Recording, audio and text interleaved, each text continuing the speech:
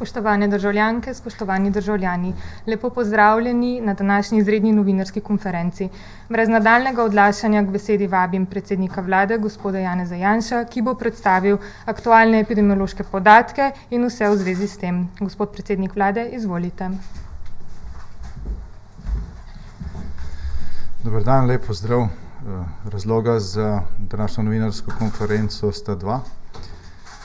Prvi o tem, da se stanje epidemije ne umirja več tako kot v zadnjem obdobju in v bistvu smo začeli tukaj stagnirati pri številu okužb. Drugi razlog pa je v tem, da je bilo včeraj v Sloveniji odkrita prva oseba, ki je uradno pozitivna na angleški sev korone. Kar se tiče stanja, ki se ne umirja, pač sami dnevno spremljate številke.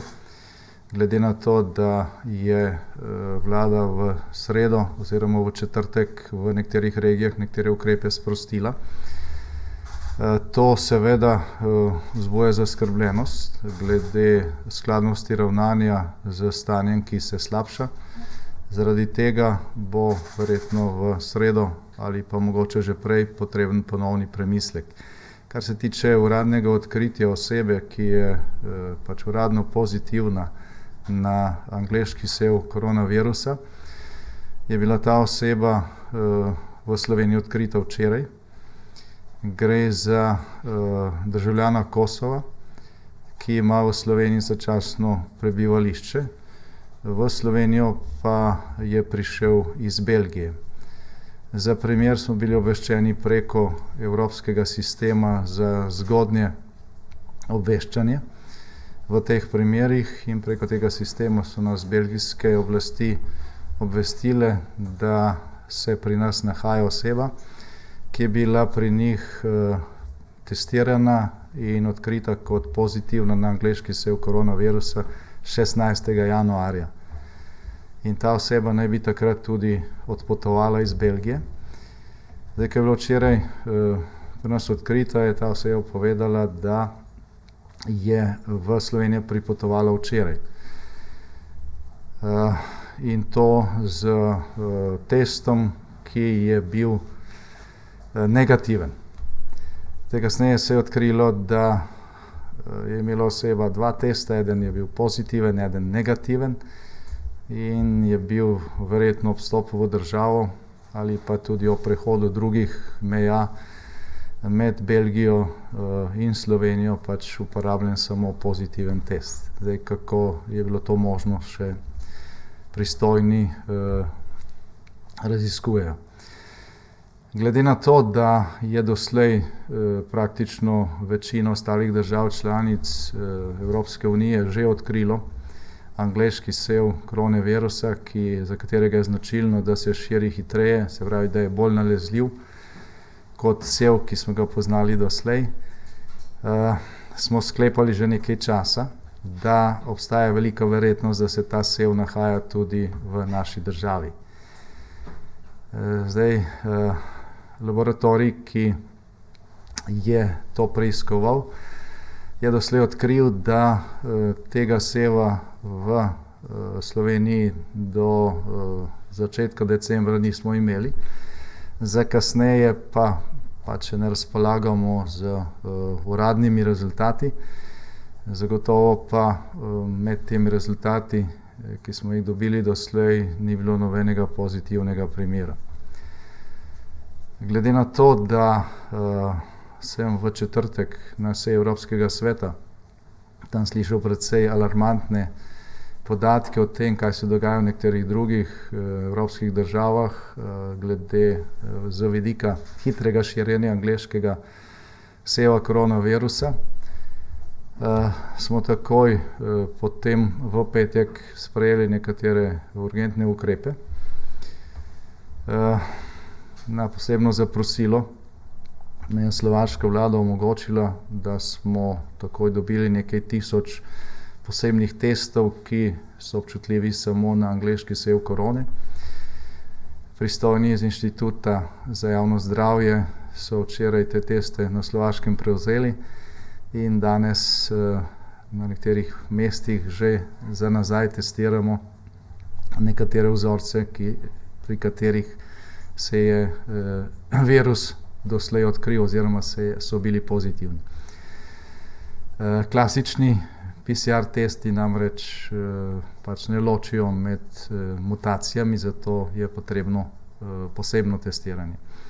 Tekom jutrišnjega dne bo izvedeno testiranje vzorcev iz vseh regij in najkasneje v torek preko dneva pričakujemo podatke oziroma rezultate tega preverjanja za nazaj za vse slovenske regije.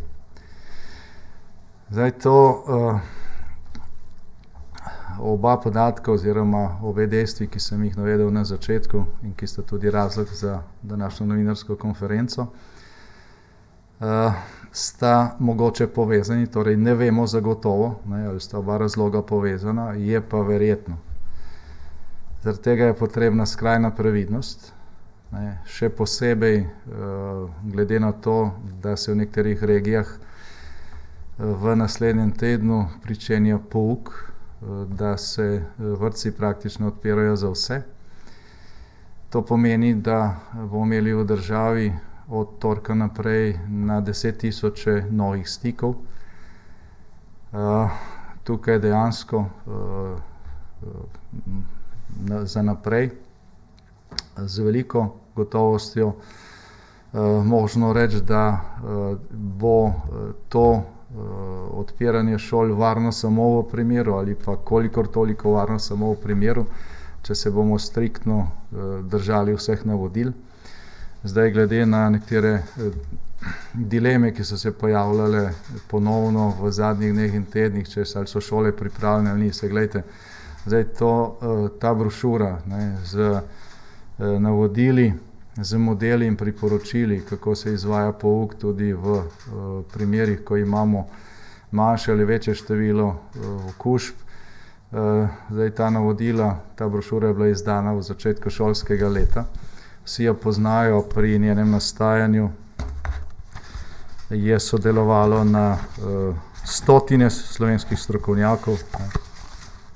Seznam je tako dolg, da bi ga lahko bral pol ure. Teoretikov in praktikov. Torej tukaj dejansko ne bi smelo biti kakšnih posebnih dilem, še posebej zaradi tega, ker so se nekateri modeli poteka šole v skladu z temi navodili izvajali tudi že doslej, se pravi, imamo tudi praktične izkušnje. Seveda pa odpiranje, čeprav v zmanjšanem obsegu in ob določenih omejitvah šol, pač ni samo stvar šol, je tudi stvar nas staršev, vseh tistih, ki smo tako ali drugače vpeti v ta proces in tudi naše ravnanje mora biti, kolikor je možno oziroma do skrajnosti previdno, upoštevajo vse higienske in ostale ukrepe. Tudi sicer glede na stanje epidemije, ki ne pada, ki je še vedno na izjemno resni ravni, tudi v primerjavi z večino drugih evropskih držav, so previdnostni ukrepi potrebni tudi povsod drugod.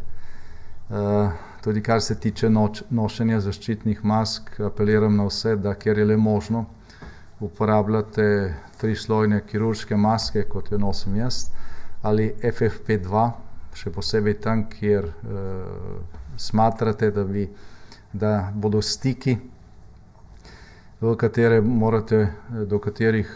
bo nujno prišlo tekom opravljanja vašega dela, tako ali drugače rizični. Boljšo zaščito nudi maska, bolj jo priporočamo v uporabo. Že prej sem omenil, da je v četrtek na vrhu Evropske unije na audio-video konferenci, ki je potekala dolgo noč, bila izražena velika zaskrbljenost. Ta je prihajala še posebej iz tistih držav, kjer imajo pač odkritih že zelo veliko okužb z novim angleškim sevom koronavirusa. Zdaj predstavljala tudi študija, kako se je hitrost tega vala z novim sejem virusa pač gibala v Veliki Britaniji. Zdaj ta hitrost ali pa ta tempo, moram reči, zelo spominja na to, kar smo mi imeli v zadnjih mesecih. Zaradi tega je to pač nek dodaten indic, ki napeljuje na to, da je zelo verjetno za pričakovati, da je večje število okužb novim virusom že med tistimi, za katere je bilo z testi odkrito, da so korona pozitivni.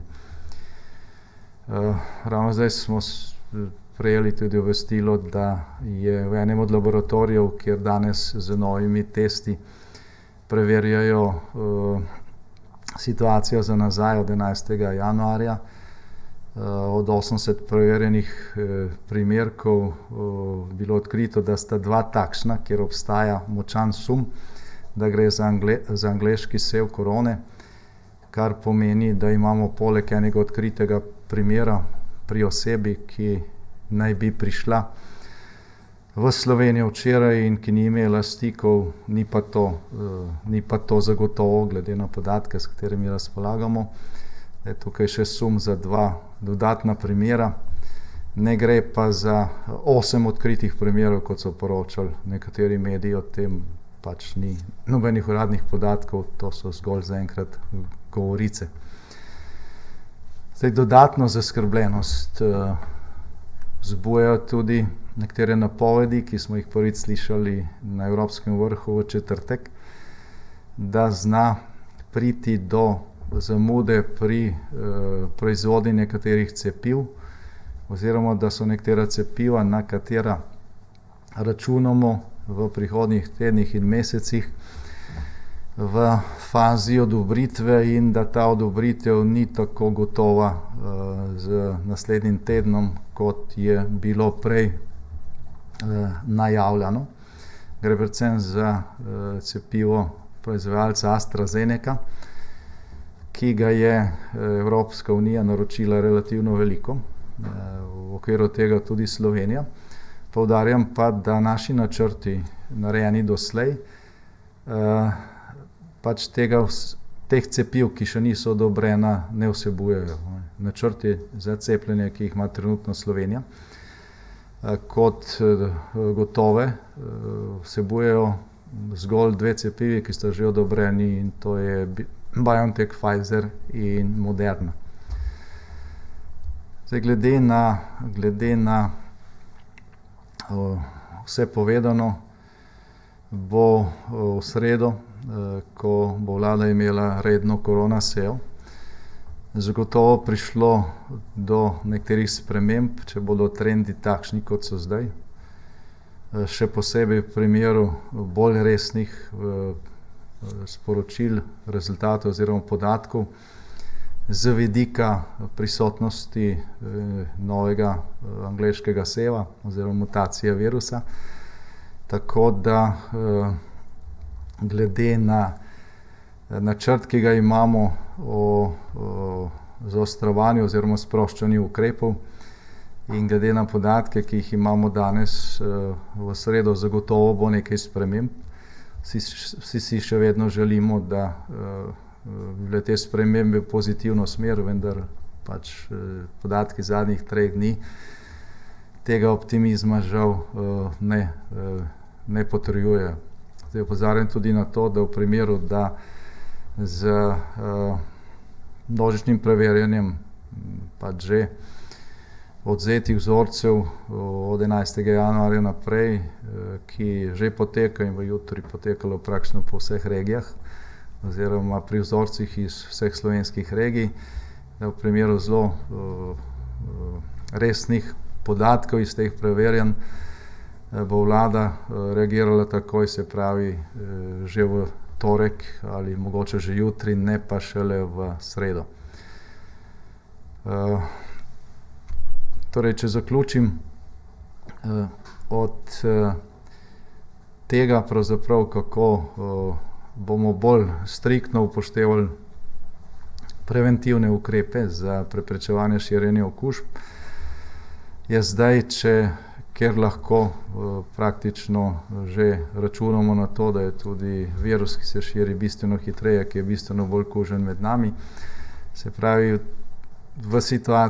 v takšni situaciji je striktno upoštevanje teh ukrepov še toliko bolj pomembno. Sicer smo lahko zelo hitro na robu zmogljivosti ali pa preko roba zmogljivosti našega zdravstvenega sistema in to v situaciji, ko v podoben položaj prihaja tudi ostala Evropa, praktično cela severna polobla, kar seveda pomeni, da na kako veliko pomoč od zunaj v tem primeru ne moremo računati in je zato previdnost še toliko bolj potrebna in hvala, res iskrena hvala vsem, ki se tega zavedate, ki se zavedate, da je pač potrebno v naslednjih tednih še malo potrpeti, upoštevati te ukrepe, zato da bomo prišli v situacijo, ko bomo s pomočjo cepiva začeli epidemijo končno premagovati.